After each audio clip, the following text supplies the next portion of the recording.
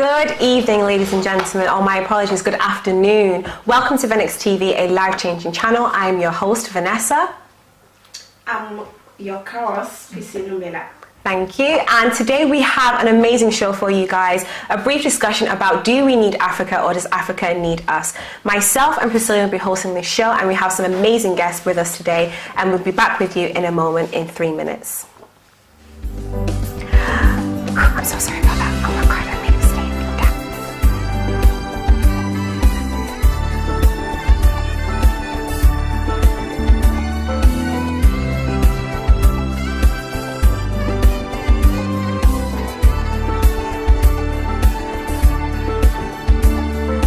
Il faut sing, nós vamos sing a caca, nós vamos sing a caca.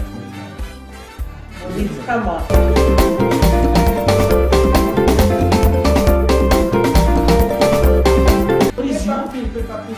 Terroriste. Batotero bataka batu basaba mantalo.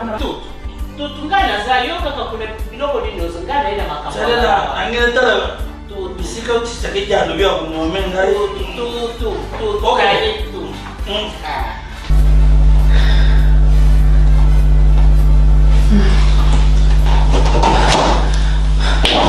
Kane to sola ke ne ka to sola ke bana na bigile ka pole psa loga ka un lowana mo ya Jesus te nane so so ke biblioteca.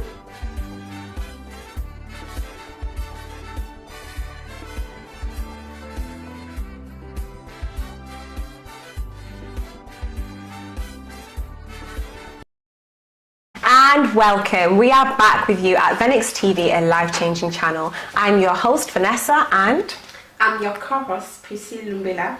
And today we have a topic of discussion for you. Do we need Africa or does Africa need us? Now, amongst me, as you can see, I have some brilliant and amazing and the most beautiful women with me, sharing some amazing ideas and, of course, their perspectives. We'll start on my right-hand side. Diana, please introduce yourself. Okay, hello everyone. So my name is Diana and I work as a secondary school teacher, and I'm really excited to be here. So thank you for having me. No, the pleasure is ours. Love. Oh, hi everyone. My name is Love Pembakatete. I am a married woman. I am the CEO. I am a CEO of Clean and Slay, Ladies Lounge USA, England, and soon Congo Kinshasa. I'm also a founder of a Be a Helping Hand charity that helps underprivileged individuals, and I'm also a Sunday school teacher. I'm a church. Wow, okay. She's exceeding us out here. And to my left we have, of course, Natalie. Yeah. So hello everyone, I'm Natalie, and yeah.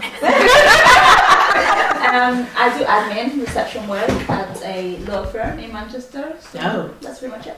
Oh, amazing. Yeah. Prislina? Good. So my name is Prislina Pembele. I work as an accountant. Yeah. And I'm also happy to be here too. Oh, thank you very much. Thank you very much. Now, of course, to my left, I have the amazing, the lady in red. We have a new co-host for today, and we have, of course, Priscilla. And you are not familiar in speaking English, but you are, of course, familiar speaking French. So feel free to speak in any language that you want. Okay, introduce yourself. Okay, my name is Priscilla. So I come from France. I'm a student right now, and I'm in my last year. So I'm studying business and management. Excellent. Thank you very much, ladies. Now that we are familiar with one another, let's just get straight into it, okay? Do we need Africa or does Africa need us? What are your first assumptions of that particular question? I know that previously, Natalie, said it's quite a controversial question. Why do you say that? I mean, answering to that question, I think we need each other. I think we need Africa, and obviously Africa needs us. I think in every environment, the people do the jobs. Like let's say for example this room here. So you need somebody to do the work. Yeah. You know? So yeah, I would probably have to say that. So I think we all need each other. Really. Yeah. Okay. Any other opposing views, Diana? Well, I agree with you, because you can't say that we don't need Africa. We're from there. So that is, first of all, that's why we need it, because I feel like it gives us our identity. And if you look at me, people know that I'm from Africa. So it's just no way I can sit here and be like, bye Africa. It's not possible. So yeah, first of all, we do need Africa. And Africa, 1,000% needs us. More than ever, it needs us. I feel like the generationals before us is gone. I'm not saying they're dead, because there's still some people alive, you know, maybe watching this now. So I'm not saying, you know, they're dead, but yeah, Africa needs us. I feel like we are the generation that needs to stand up and start doing things. We should not be relying on our parents, which we'll get into it in a bit, but I feel like we are the generation that Africa needs, you know, for it to rise. And Love, any ideas? I would just say we are Africa. Africa is already here. Oh, okay. Ooh, okay. As soon as you see us, we represent Africa. Yeah. So Africa has already moved in the Western world. We are here. I mean, you are representing it today. You are representing it today, definitely. We can change nationality, but that Africa in us can never be changed. So it's in our we are bloodstream. Africa, and we are here. And then I believe this generation, we are literally standing up for Africa. We are standing up for our culture. We are coming back to the culture which we lost once. I can see a lot of us wearing the entire. I can see a lot of us now eating our food. We are more confident in wearing our afro, which once we relied on wigs and relaxing our hair. These days we can go. My apologies. No offense. No offense. I'm a wig manufacturer. I make wigs. It's just that a couple of years ago, like let's say 2005, 2004, we were mostly wearing wigs. But now we are wearing our natural hair. And that influence has passed down to the younger generation that's coming after us. They don't have shame to go to school with braids or with afro hair, which was impossible back in the days. So that's one of the reasons why I said Africa is here. We are here. So we brought home in the Western world. So you mean it gives us identity. Yes. Our identity. Yes. So when somebody see you, they don't have to ask you million questions to know that you are African. So it just is written all over us. We can escape it to say, yeah, I'm European, I'm British, but it's written all over you, because when you go home, you eat pondu, you eat kwanga, you eat makayabu. I'm just like, we brought Africa here. Yeah. I agree. Okay, Preslina, what do you think? I think I'm going to go as well with what the girl said as well. I think we both need each other, because I feel like, especially the majority of us, like our parents came here for like, you know, to try and give us like a better life, like, you know, the education. So I feel like it's important for us as well to try and bring that knowledge back home as well, and also share that knowledge with what's back home, because I know it's a bit sensitive topic, but it's like when the Western world came to Africa, obviously they saw something that was really of value, important. exactly. So it would be, I think, kind of harsh to say that we don't need Africa, because at the end of the day, what's making things running here even comes from Africa. So we ignore Africa. So I think, you know, it would be quite stupid basically to do so. And Africa does need basically us as well here. So definitely. And Priscilla, what do you think? Yeah, I think it's like they say, we both need each other. We need Africa and Africa need us. Et I would like to speak in French, sorry. Donc je pense que pratiquement nous avons plus besoin de l'Afrique, parce que c'est notre identité, c'est notre personnalité même. Here we are here, like she said, with our color, on sait voir qui on est. Et si si nous décidons de tout rejeter de l'Afrique, if we decide to reject everything about Africa, on sera perdu dans la foule, on n'aura plus aucune identité. Donc we need to care that identity, to show people that we have our own home. Exactly, yeah. It's like I see people like Beyoncé et d'autres stars qui sont en train aujourd'hui même de montrer cette identité-là, parce que dans tout ce qui vient de se passer avec l'homme noir, la peau noire, ce dénigrement-là qu'on reçoit des gens, le fait d'être rejeté et tout ça, on a compris qu'on doit se montrer aux gens avec notre identité parce que pendant beaucoup d'années, we have shown how the other identity which was not ours. So maintenant, on sent très bien que we need Africa and Africa also need us because we need to work for Africa. We cannot say that we are African, but we live here. We are working here. We are doing everything here, but what are we doing for Africa? So we don't need to just say to people that I'm African. When you say I'm African, but people are watching Africa, what's going in Africa? Il y a des guerres, there are wars, people are dying, but you are here, you are working here, you are contributing here. But Africa also needs you because when you say that you are African, it's not just identity.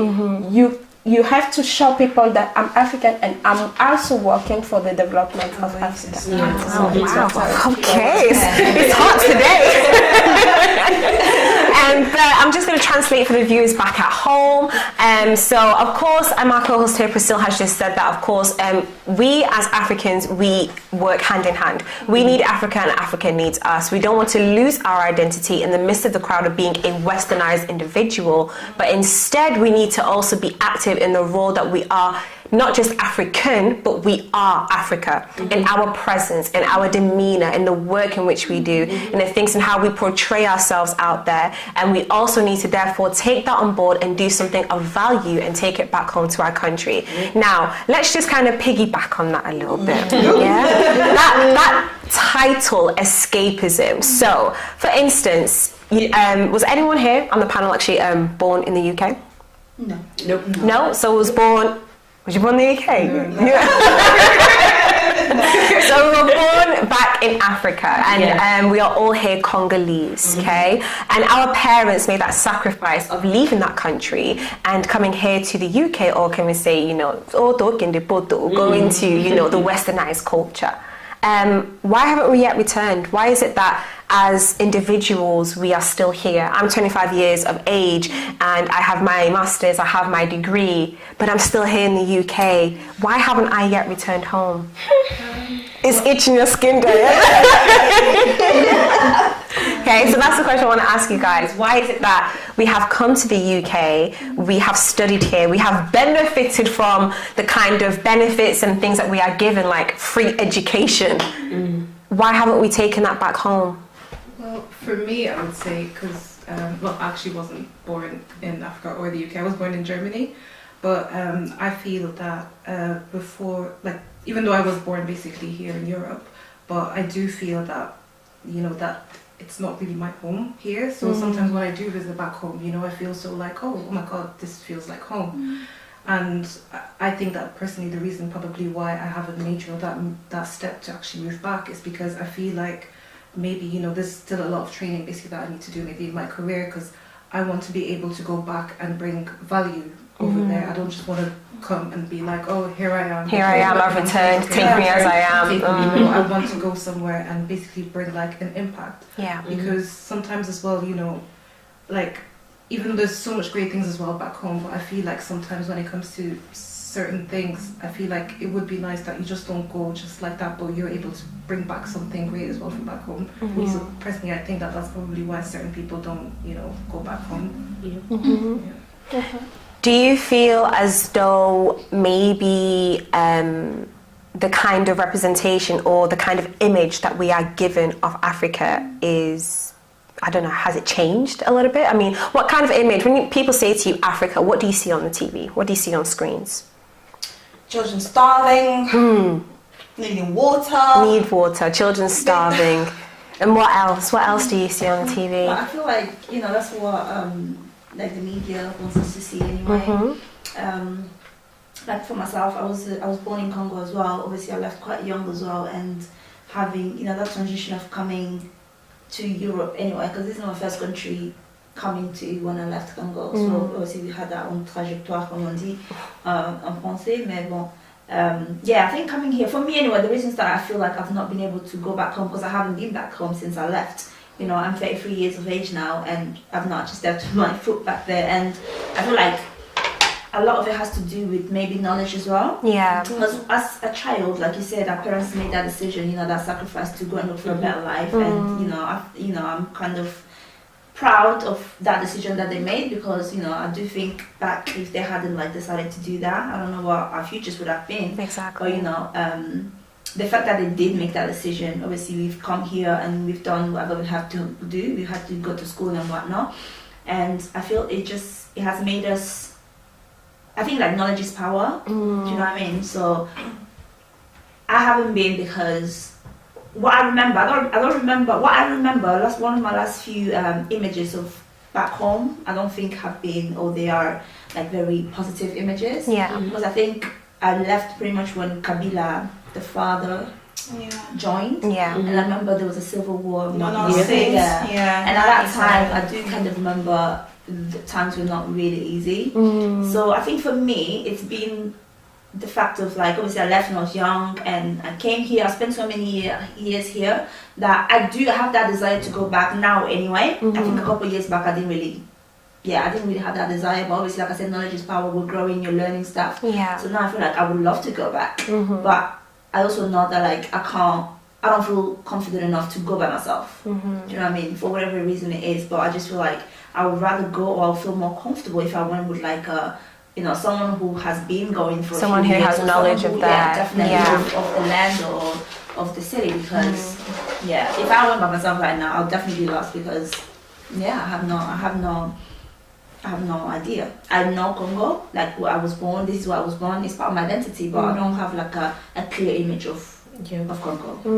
And do you think that maybe because we don't have that clear image of our home countries, do you think that's a problem or a hindrance for us as an individual? I think it's a hindrance for us. Yeah. So do you feel like if we need to educate ourselves better in actually going back home to see what life is like, to see how people operate and how they get about and how just they live their lives, in order for us to be much more confident in the skin that we are by saying that I am Congo? Definitely, I think definitely. I have a few friends that I know have gone, for example, obviously we've got Priscilla here, I don't think you've gone back to Congo, but she's like gone to other countries in Africa. And it's nice to hear when they come back, they'll be like, no, you should go, you should visit, because it is not what we see. But I think it's one of them things that, it's unless, for me to have that confidence, I need to go. Yeah. Do you know what I mean?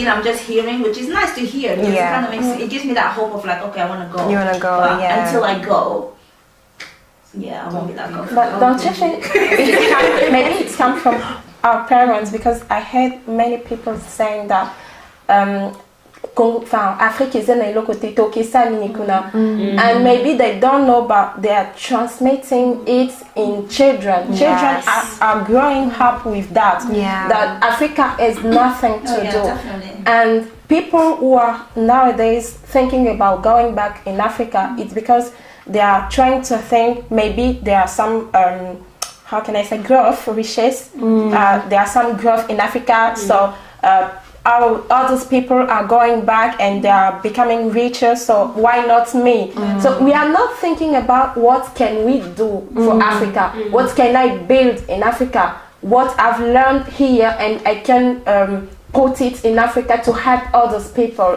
So I think we are sorry for that, but I think our parents have been a little bit selfish, because when they came here, they thought about themselves, they thought about, so I'm going to have a good life, and they are teaching the children to also be selfish, because they are not showing African culture, they are not showing the good things which you can find in Africa. The only thing they are telling them that study here and have a good job here, so prepare your life, prepare your future, but they are not transmitting the good parts of our continent. Can I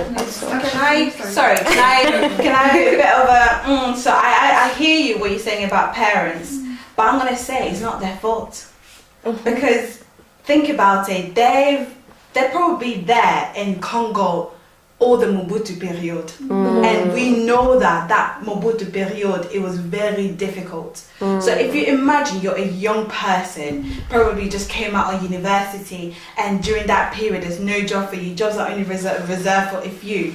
Now we are 20, we're spending it here, we're having a good life. We are entitled to jobs, but most of them weren't entitled to jobs. It was only reserved for a few. So imagine if you're a young person, you experienced that, you got married and you have children. As a parent, would you want that for your children? Cette vie-là, vraiment des difficultés, vraiment, aux hommes là qui est beau et vraiment de souffrir. No, but it's like that. It's like that. I talk about selfish. Why selfish? Because it's like your child today. They tell you that mwana no azandoki. So everybody don't need your child, and they don't want him to go in their house. So you what are you going to do? To leave your child? No, you're going to take your child because it's your child. Do you understand? It's our country. Of course, we are suffering. Of course, I've experimented many bad things in that country, but it's still my country. This is not my country. Today, I'm talking about DRC, but I see what is going in DRC. People are suffering. In Beni, people are dying. What can I do? So, do you want me to teach my children, so stay here and work here, and Africa is not good for you, so we are suffering that, but the change will come with us, not with us, other people, with us. And it's funny how you say, like, well, it's not funny, but It's funny. I think not bad. But how you say, like, for example, back in the Mobutu times, it was tough. But then we also have to remember here as well, for example, in Germany, when there was World War I, you know, it was also a very tough time, you know, so were the Germans going to say, oh, okay, no, we're going to send our kids to Asia and never come back because, you know, it was tough here? I feel like every continent had a really tough time. But the thing is, we also always have to remember, you know, that yes, there's a lot of people suffering back home. But the thing is, you know, there's a lot of, like Priscilla said, like, what can I do, basically, you know, if you're not going to help anything in, like, the presidents and stuff like that, but what can I do maybe to help, maybe, like, even a family, you know, that's on the street. And it's also interesting as well that you say, like, for example, like, our parents, sometimes they do say sometimes very negative things sometimes at home. Because even for, like, example, like myself, you know, the first time when I went back to Africa, I was 16. And sometimes, you know, like, I've always had a desire, basically, you know, to want to go back home, because even though I was born and raised here, but I always felt like, you know, I don't belong here. And I remember the first time when I landed in Angola, it was just like, whoa, like, you know, like, I'm not different, like, this is probably like where I'm supposed to be. But it was funny how people knew I wasn't from there, but that's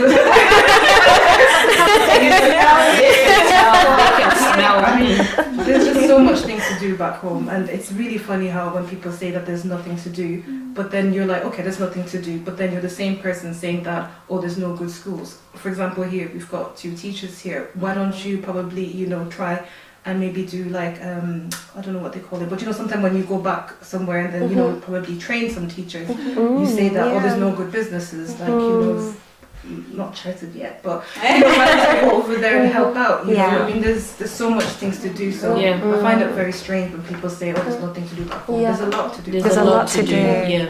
I feel like, just to add on that, I feel like people maybe take the responsibility and put it aside, and then it's like, no, it's not mine. It's not my duty. It's not mine to do, but you want to go and have good roles. Yeah, exactly.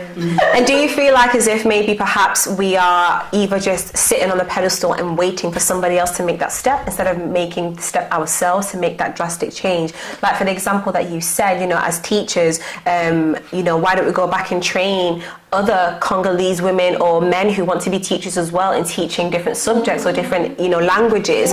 But are we maybe afraid of doing that because, you know, for a fact, oh, we might get backlash, or we might do this, might do that? That's how I feel in that kind of position. One, because I just don't know the country as well, and two, I wouldn't know where to go. I wouldn't know who to address about doing something like that. And at the same time, it's like well, I'm sure they've got schools, I'm sure they've got some teachers, blah, blah, blah, but it's like, but do they have Congolese teachers teaching English? I don't want to be the only one that's teaching English in Congo.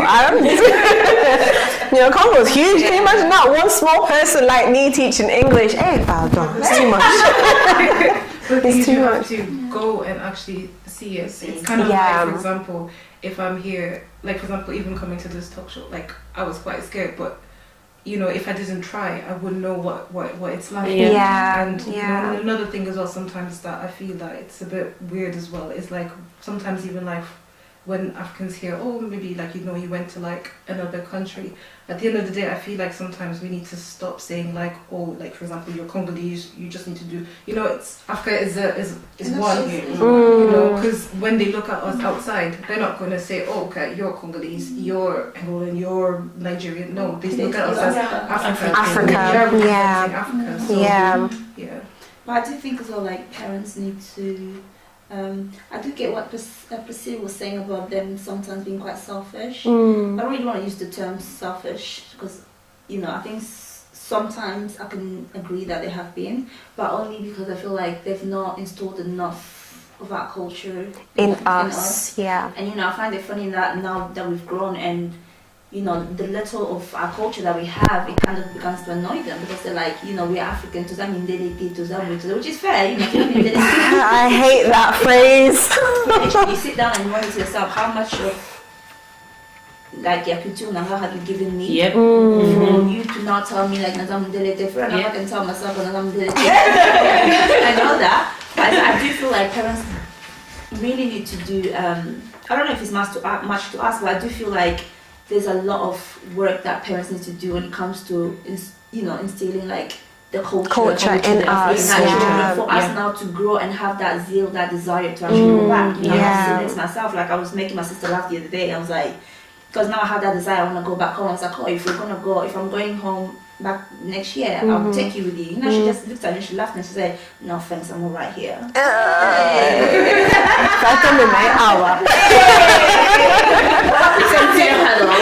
You can't. From what she sees, the news or whatnot, even I'm not in her position, I'll probably say the same thing. Do you know what I mean? Because she doesn't have it's like she doesn't have enough information to have that desire to actually go back. From what she knows or what she's seen, it's like everything is negative. She's like, no, I'd rather stay here, I'm safer here. Do you know what I mean?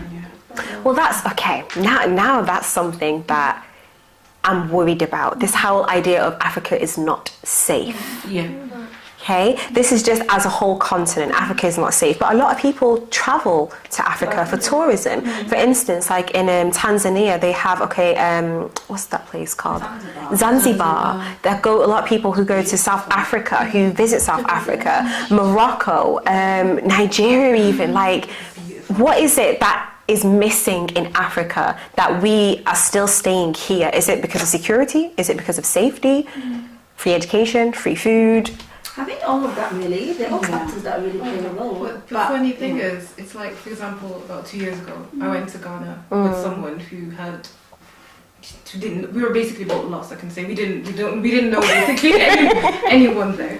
And it's really funny, but out of all the places I've been, I've never felt safer than there. Basically, it's like, that's what I'm saying, like it's really not what you see on TV. And the thing is, like, I feel like even nowadays, like for example, like young people like your sisters, the main thing that they watch is not even television, it's probably like YouTube. And the thing is, when you look at YouTube, there's so many vloggers basically that vlog like their experiences, like in Ghana. For example, even like I can say that I was quite guilty of that. Before, I didn't think that there was many touristic places in Congo. But when Priscilla went to Congo, it was December. There's a lot. So, she made me want to go to Congo. I was like, girl, where are you?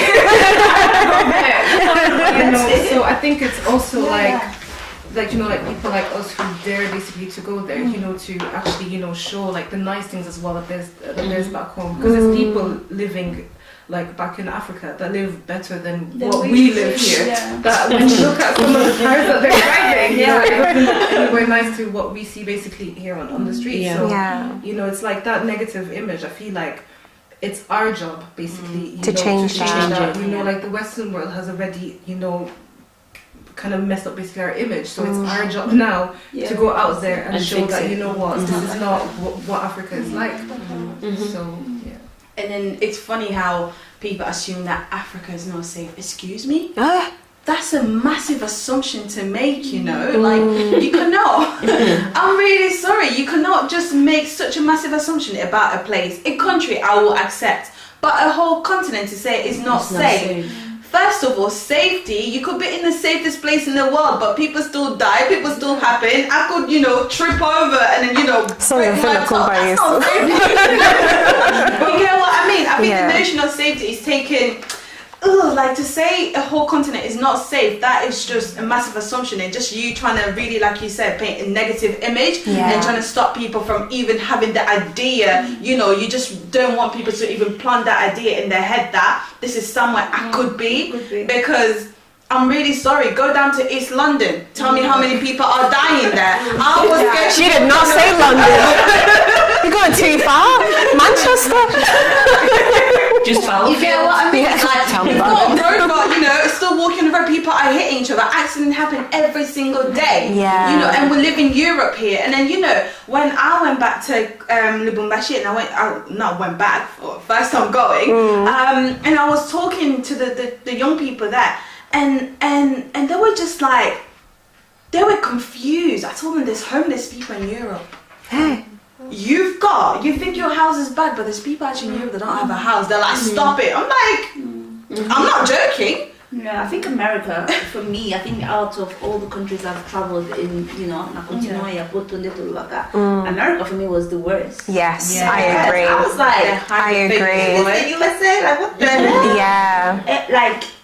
Yeah. I was in such a shock. Like, what the heck is this? Every corner that I would walk to, there was somebody on the street begging for money, and not even here though. And America is portrayed on the TV and in media as like, the land of dreams. The land of which dreams, I beg.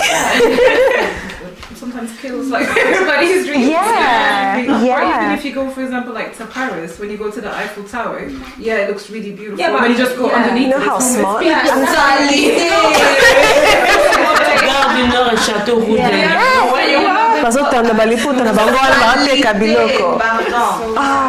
also think the problem comes from there's a woman who's from Nigeria who talked about the single story. Her name is Chimamanda, I think, Adichie. Chimamanda Adichie, Chimamanda. And she talked about the single story, and she said that single story is very dangerous because when they tell you one story about a place or someone, it will be the only one idea that you have. So I agree. You cannot imagine other things. And the problem with Western here, so they also present the only one image of Africa. Even when they talk about beautiful countries in Africa, they don't show the beautiful places of Africa. So they always show us poverty and street kids, something like that. So, and for people who are born here, it's difficult for them to think about other things in Africa, and they don't find it interesting to go back. So the things we have to do now for us who are in Africa, who are born in Africa, is to talk with young people, to present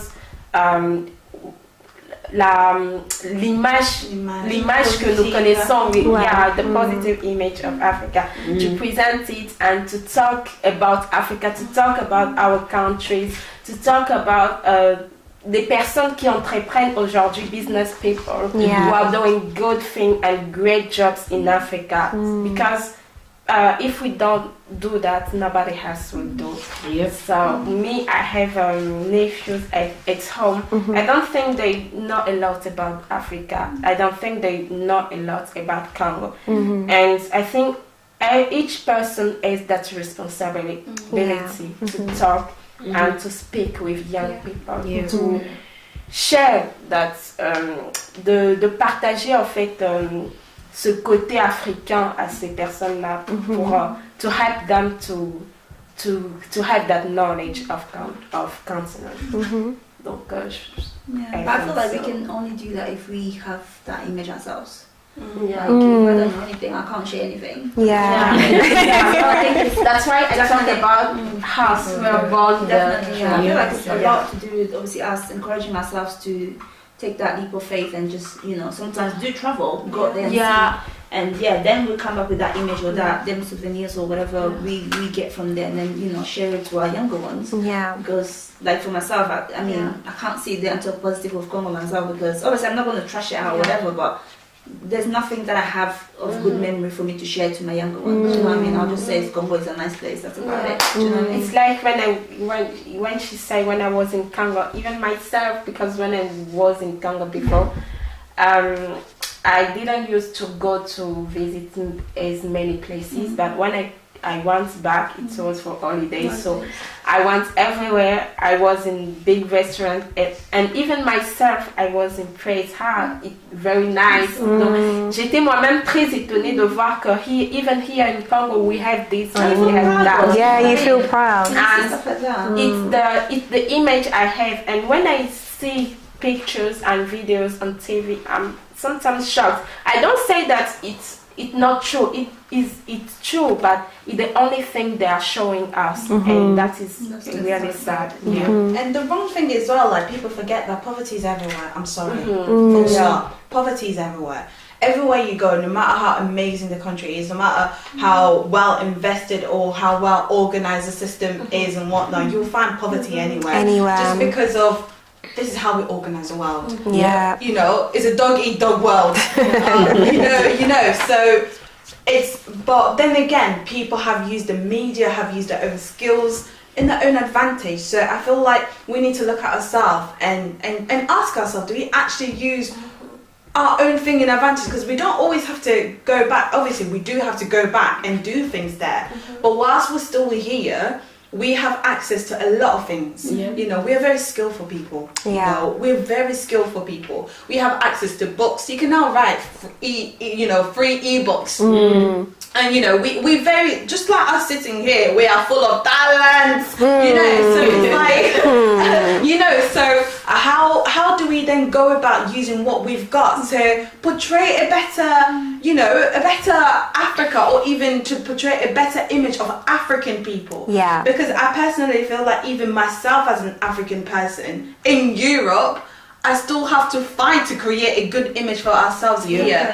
So it's like, are we really making, you know, the most use of what we've got and what we've learned so far? I know going back to Congo and going back to our own African country, that is coming into the picture more and more. But let's stop and think about what we've actually got here and what we can do. Are we doing that already? Can we actually sit back and say, yeah, we are doing that? Like, how many of us, you know, maybe pick up a book from, you know, a Congolese or even an African author? Or, you know, how many of us actually think about that? Oh, there's a Congolese business here. What am I doing? You get what I mean? So, like, there's little things. I know it's not major, but I feel like even with those little things here, can actually create that desire. You know what I mean? Like, how many of us actually go? We all bang at Nando's, right? We all like Nando's and stuff like that. But just a little.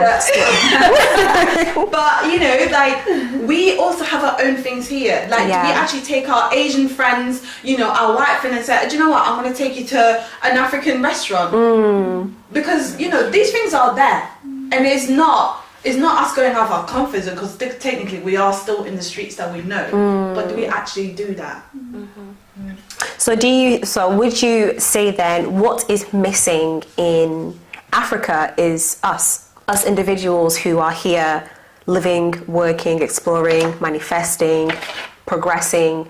We need to take ourselves and put us back in Africa. So would you say that is what is missing? People like us having this form of establishment, having the credentials that we have in order to improve the country? Could be.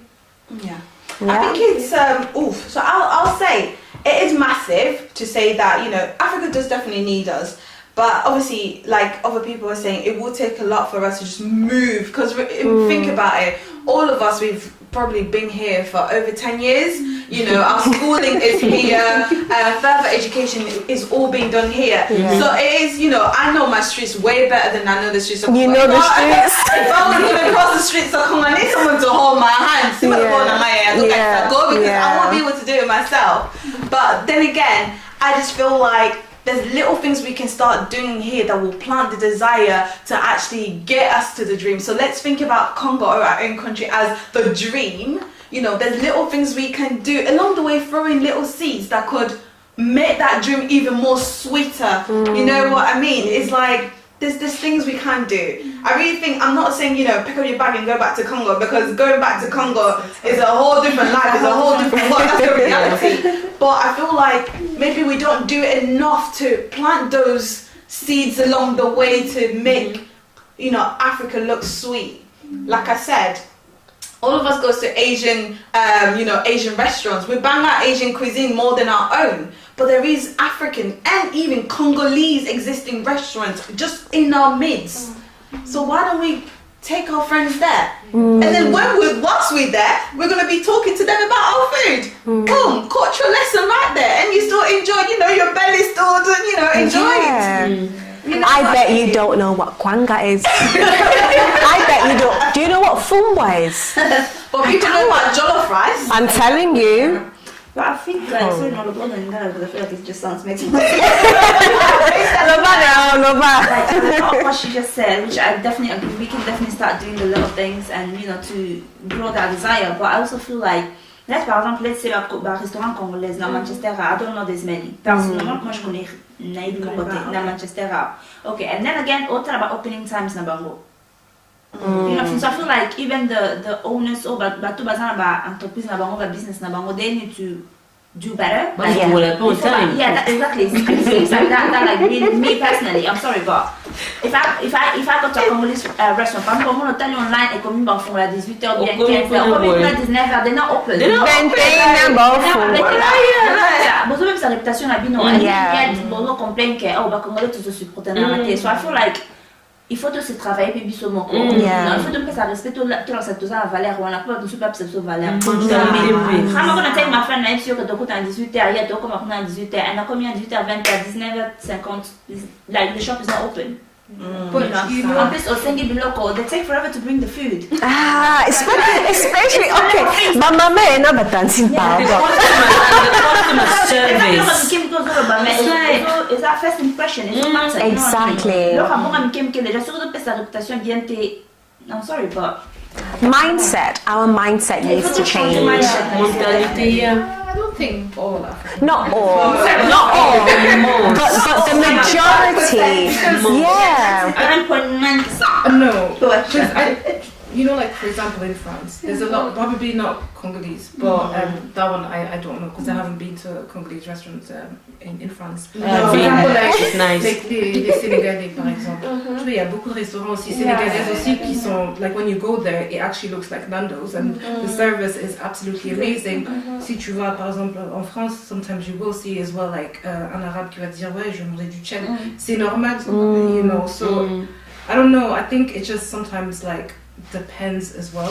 You know, it's not. I don't think like all of them because there are some. For example, if you go to London as well, like some of the Congolese restaurants that they have there. They do have. Is it Mana? There's one in London called Mana. It's a Mana House. Is it Mana House or Deluxe Mana? Deluxe Mana. Yeah. I feel like exception. Obviously, na loko na loko. Tanto generaliza mingi eza parce que tout le monde a que ça la mango de moi. It's very frequent. I mean, and yes, I agree. There's people or there's businesses that they're good with the services, they're great. Mais n'attends pas le bureau ça parce que tout le monde a mingi ils sont gâtés.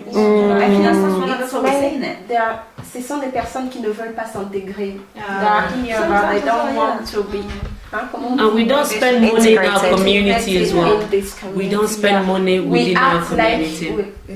Like we're in Africa, so someone come, you don't take care of the clients. So it's like as a moutaillé, you're not very kind. Donc, some people when they come here, they don't want to copy as people as the British or the European. So you were saying actually, sorry, that we don't invest in our own communities here in the UK. Why do you think we don't do that? I'll give an example, right? I'm in the hair business. I'm in wigs. A Congolese person can come to me and find out that I'm Congolese. When I give them the price for the hairstyle, Sorry.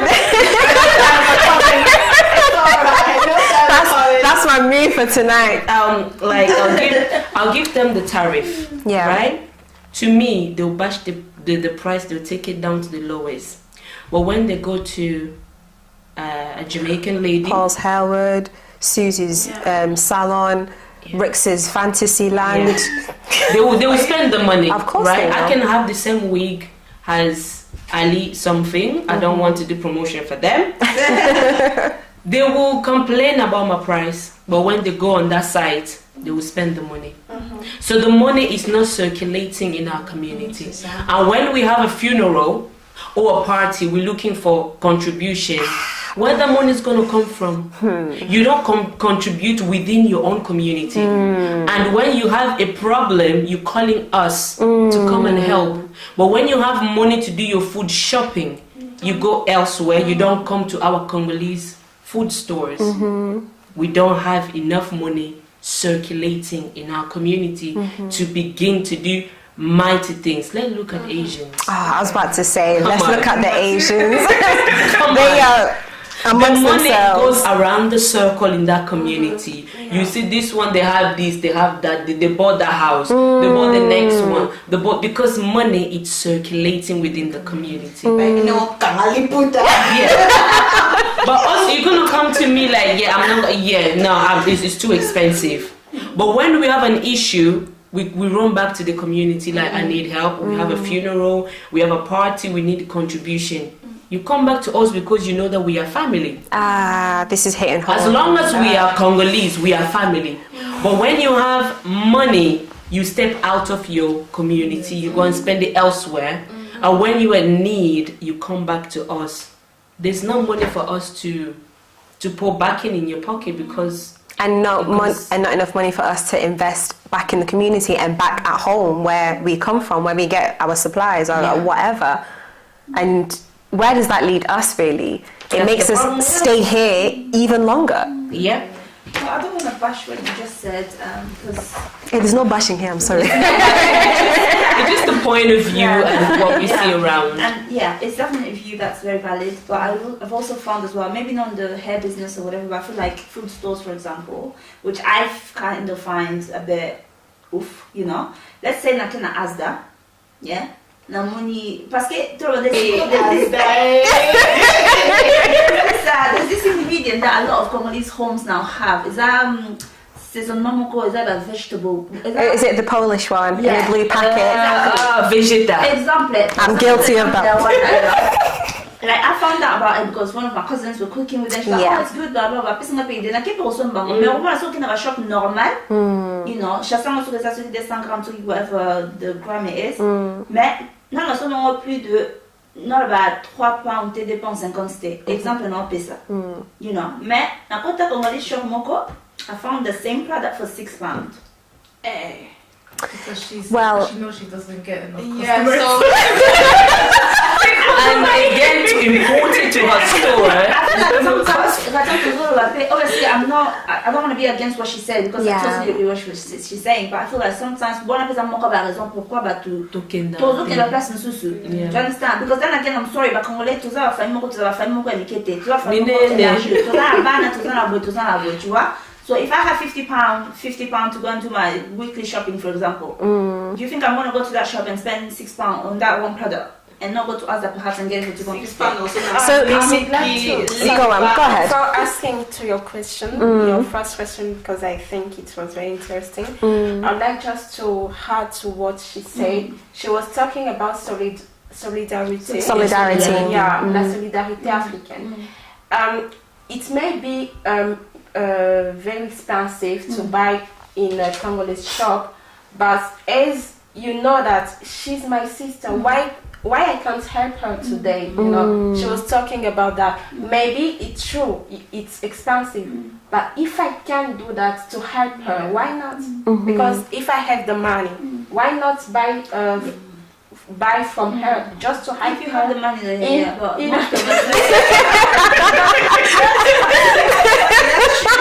Like if I had the money, I would have Many times the difference is not very big.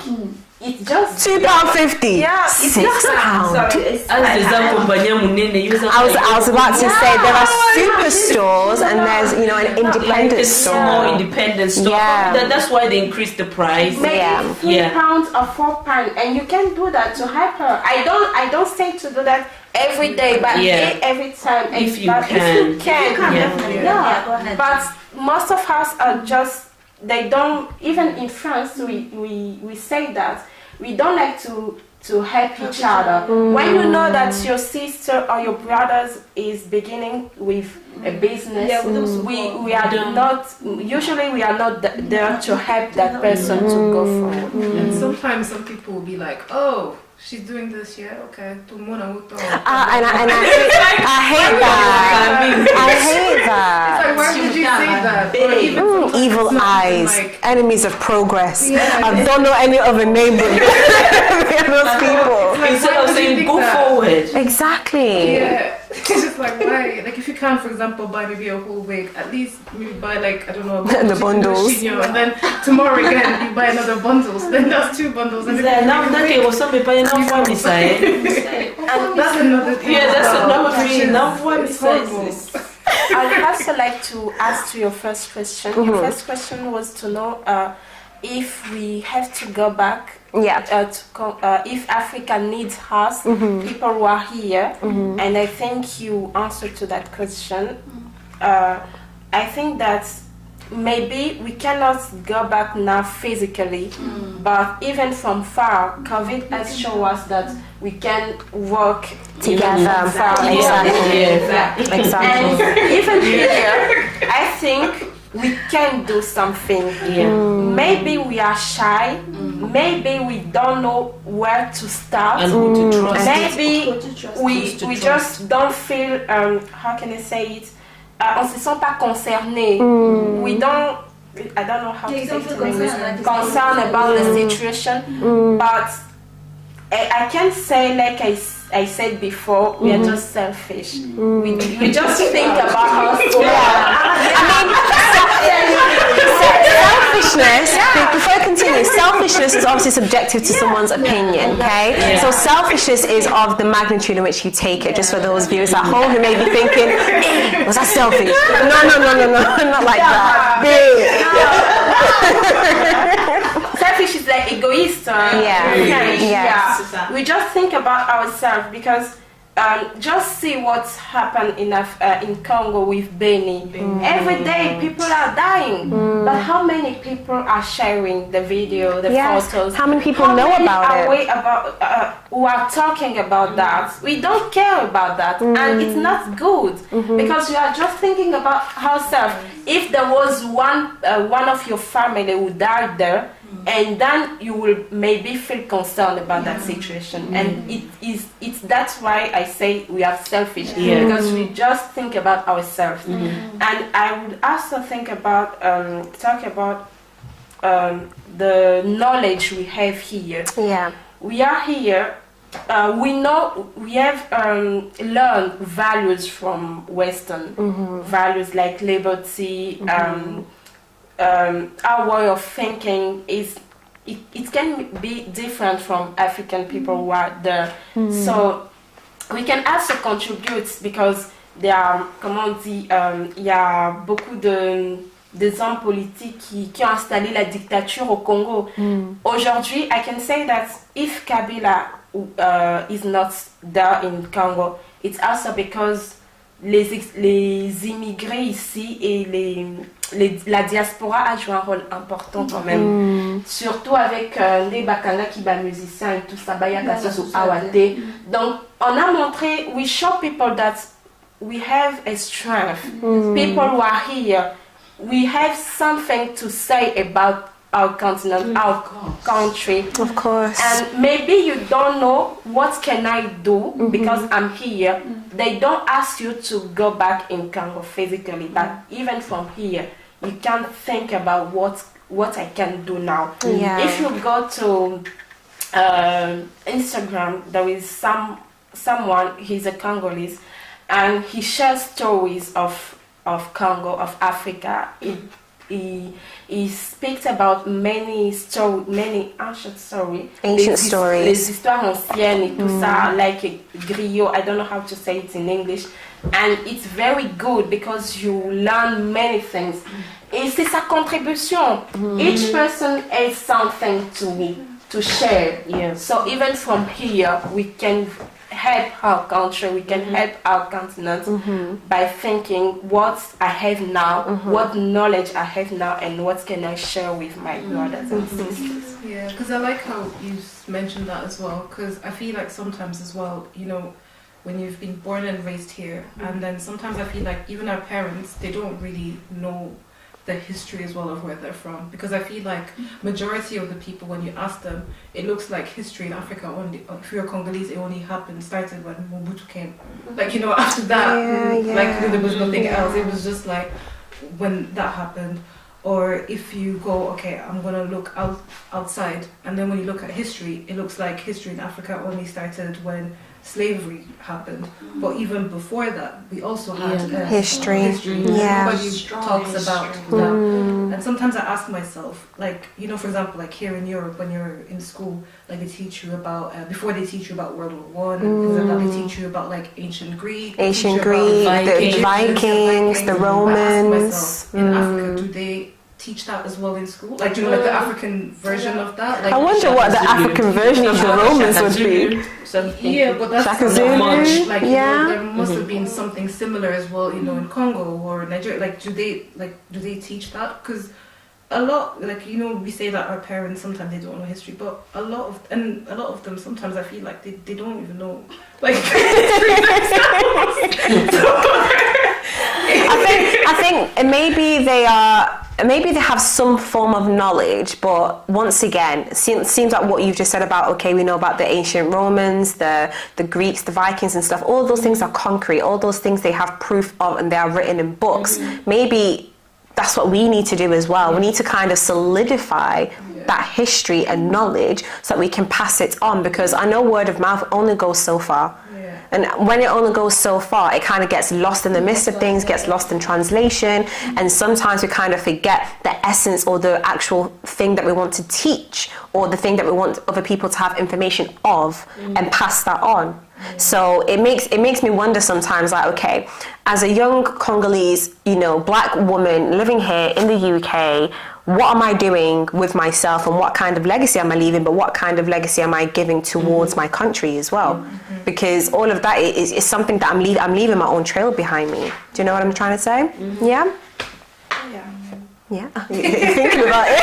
It's like, yes. But no, we are now coming towards the close of our discussion, and of course, there is a much more kind of, you know, intimate thing that I always like to progress towards our audiences back at home and to one another who are watching, friends and families, neighbours, dogs, cats, you name it. If you're watching it, thank you. I just want you to kind of give your final thoughts on, of course, this whole idea of, do we need Africa or does Africa need us? Address it to your Congolese community or to the African community. Dear African community, I would like for us to be a bit more confident in what we're doing, be supportive in what we're doing, and also leave a positive legacy. Yeah? Anybody who wants to kickstart this off? Don't be shy. Yeah, I'll start. Yeah. So, dear African community. Yeah, dear African community. Dear African community, what I would really request, my request would be that we learn to love each other more. You know, I feel like it's one of them things, if you don't love yourself, no one can love you. Love yourself, like, this is me, yeah. All I have is me, you know. Of course, you have to look at her. All I have is me. So we need to show love to ourselves, for other people to appreciate us, and definitely support each other a little bit more. You know, people have small businesses, people with big businesses. Help each other out, and look out for each other really. And for whatever you can do, like we said, we can help even from here, being here. We can help from back home. The smallest, you know, every little bit matters. I love that saying. Every little help.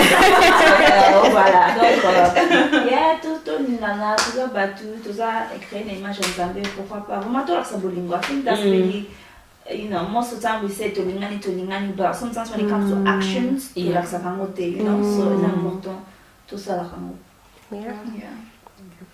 Definitely. Okay. Do you want to go Yeah, next? I also heard that when we meet, don't just meet each other for the parties or Ambiance. ambiance, comme la masanga, for talking about everything. On a besoin de se rencontrer aussi pour réfléchir, to think about the future, to think about how we are going now and what we can bring to the society, and that is really important. Et je pense que ça va même nous aider à savoir what we can communicate in our children. But if we don't share knowledge, on sera là all the life drinking, talking and laughing. But life is not just laughing. Life is not just drinking and laughing, but life is just reflecting as well. It's also when you think about the future, and it's really important. Thank you. That was nice. Love, do you want to go next? Or? Oh, okay. It's the African community.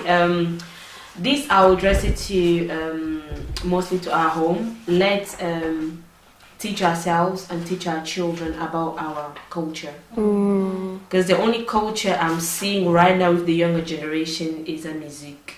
La musique, vraiment. The urban culture. And the children start thinking and believing that's the whole Congolese culture. Tu t'habilles bien parfumé, sapé comme jamais. Tu rimes avec la timanette, tu wanna bien. That's not the whole Congolese culture. I know in our homes when we talk about Congo, or we talk about the president is not doing this, the president is not doing that, Mboke baby, but there's also a wealth in Congo. We are so wealthy in our culture that we don't even realize how much we have in Congo that we can teach our children and teach other people out there. Like Congolese, sometimes we bash each other, but when you look deeper, we're so loving. Just meet a Congolese person that don't know you. You see how they're gonna, hey, boni mama. Do you know what?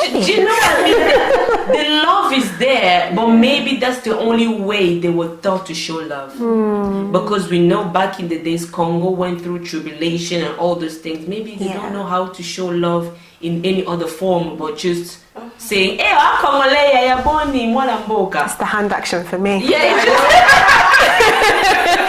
it just let's talk more about our culture. It just recently I've been watching a lot of vlogs on YouTube about Congo. Yeah. And they're beginning to fall in love with Congo. Like, that's my home, that's my country. We have so much, we are so loving, and sometimes the way people behave back home is due to poverty. Yes. People are becoming more jealous, and there's still a lot. It's because of poverty. And I believe if there were jobs available there, money was easy to touch and handle, I don't think there will be much stealing and hate and jealousy. So let's stop hating each other, show love, and talk more about our community and our country. We are blessed. I know the thing about mineral, we're not touching it, but let's just start believing that we are wealthy, we are rich. But most of times when we talk about Congo is the negative words that we pronounce. Yes. And our tongue has the power. So when we talk negatively, is the negative outcome we're going to receive. Yeah. But when we talk positively, is the positive outcome we are going to touch. So let's just love our country, love one another. We are here in the Western world. The people we have around us is family. So let's be there for one another, talk more about our culture, and teach our children the value of being Congolese and being African in general, because now we benefiting for the jobs that our parents did. Yeah. Now we have two continents in us. Like I have Congo and I have British in me. Yeah. So I'm dealing with a combination of two cultures In one. together. So why now start elevating the Congo that we have in us. We had enough of European culture. We gained so much from them, and now it's about time we start talking about our own, which is our Congolese culture and the love of our own culture, basically, really. Yeah, definitely. More love. She said it all. What she said sounds true.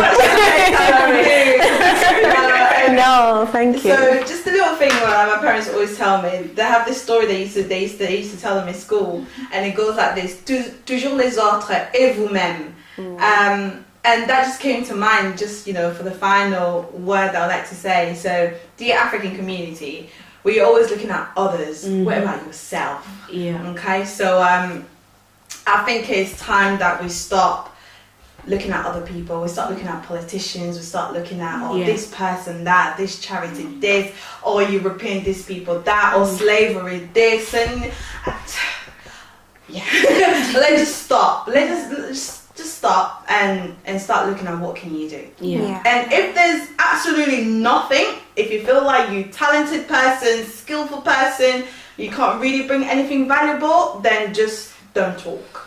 Because I feel like a lot of conversations has happened, but now it's like, what are you bringing to the table? What is your action? So if there's no action plan, then please don't talk. Just and you know, and because there's always something everybody needs to do. You know, support someone else. That is something. That should be part of our action plan. Support someone else. If you even can't think of that as something that you can start doing, then Zip, zip. Yes. Just, you know, lucky there. So not even to be rude, but let's start looking at other people. Let's start looking at me as a person, as a me Congolese person. Yeah. You know, what can I bring to the table? Yeah. So that would be me. Yeah. I like that. Thank you, Dee. Thank you. Yeah. Basically what everybody said. Times two. But no, I think so. Dear African community, basically all I've got to say is that we need to feel like we're one. Yeah. We need to support each other, love each other, and whether you're from, because sometimes I feel as well that there's Africans, for example, like me, who are not born there. Sometimes we feel like, oh, you know, we've got nothing to do. No, you do, because you know, if you were supposed to do like a DNA test, it's not going to say, oh, she's British. You know, it's not going to say this. It's still going to bring me back to my roots, which is basically Angolan, you know, in Africa. Yeah. So we need to support each other. And like she said as well, if you don't have anything to say, do what the most people were doing during COVID, you know, clapping for the nurses. You know, instead of saying like terrible things. So like support each other, love each other, and and travel. Yeah. You're so hooked on that traveling. Trust me. Yes. Absolutely. But no, it's been a pleasure having you ladies today, and thank you as well to Priscilla for joining me. You've been an amazing co-host, and I hope you guys can come back another time when we kind of build up on not just Africa in general, but what kind of plan of action that we can have as young women, as young people in our community, especially people younger than us. I mean, I know I told you guys my age, but people younger than the age of like 16 and 18, those age ranges, what are they doing in order to elevate themselves, but also give a better, positive representation of being an African, being a Congolese, Angolan, you name it, whichever country you're from, definitely giving that point of view out there and just becoming a better individual. Okay, I'm your host, Vanessa. Thank you very much for those at home who have watched us this evening. Do we need Africa, or does Africa need us? I hope you have enjoyed it, and I'll see you all soon.